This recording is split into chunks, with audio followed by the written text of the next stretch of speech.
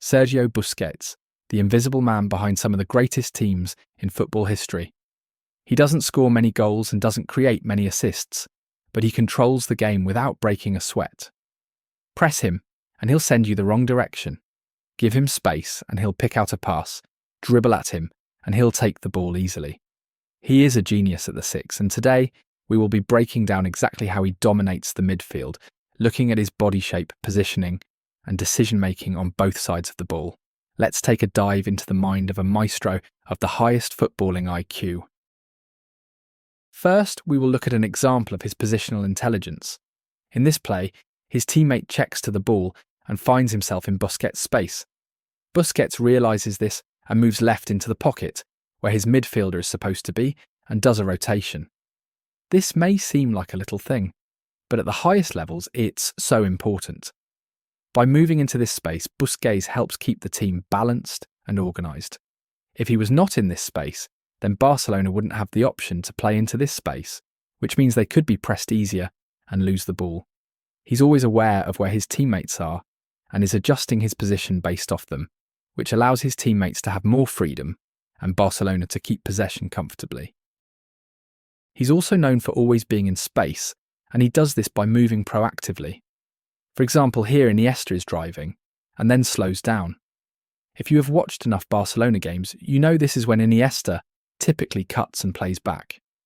Busquets already anticipates this, so as Iniesta slows down, he stops and moves back. Then, once Iniesta does play the ball back, Busquets is in more space to be an option. He scans before the ball comes and knows his teammate is open. With this information, he can take 2 touches and find his teammate in space. It seems simple watching, but when broken down, we can see the intelligence required. Here we will see something very simple, but see how effective it is. First, we see Busquets find the space to check into the ball and then scans as the ball is coming. Notice how when the opponent is pressing, Busquets does a little spin with the ball. He brings it back in with his body in the way of the presser, and then has enough space to play the ball sideways instead of backwards. This spin touch is something he does very often when receiving the ball from the left side, and since he is taking the ball further away from the presser, he has more time to find a pass. Busquets is known for controlling the game, but not by dribbling around and slowing the game down like Pedri or Frenkie. He controls the game with one-touch play, and we can see an example here. As he's played the ball, a defender is pressing from behind. There are also a couple of defenders in front of him, and the space is very tight. Normally midfielders would turn here, as there is some space to turn and potentially cut inside. However, Busquets knows that by receiving the ball, he still puts it in a dangerous area where he could lose the ball. Instead, he plays one touch and flicks it around the pressing striker. Now Barcelona has the ball with their centre-backs, who have a lot of space and can comfortably keep the ball. This is the same effect as a player receiving the ball and turning, then cutting into the space, and then finding a simple pass backwards. However, Busquets essentially manages the same result with just one touch, and this is what makes him so special.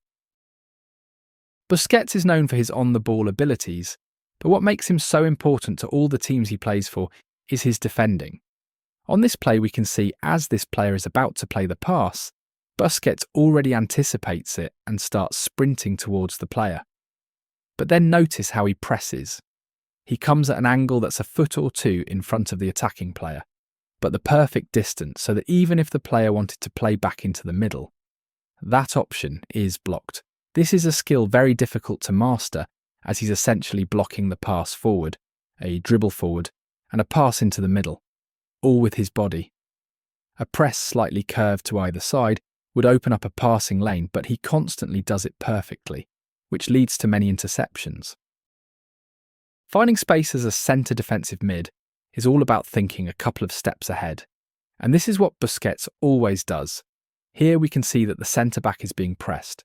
A lot of players in Busquets' position would likely move this way and try to become a passing option, but don't know they are blocking the passing lane to their teammate.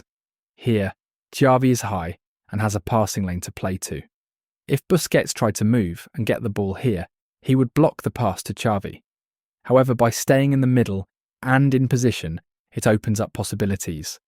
If the striker presses and tries to block the pass to Xavi, then Busquets will be open on a diagonal. Or like here, the striker presses, taking away Busquets, and this opens up a pass to Xavi. The reason Busquets didn't move into that space is that now Xavi has to just knock the ball down to Busquets, and he'll receive the ball.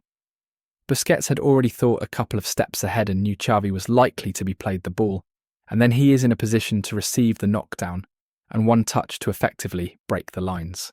Most teams will mark a defensive mid in build-up, so it's often thinking like this and a couple of steps ahead that allows you to receive the ball more. In this play, Madrid has won the ball and is countering. Notice what Busquets does though. Even though there is a player for Madrid open in the middle, he still goes to press and closes down the space of the advancing player.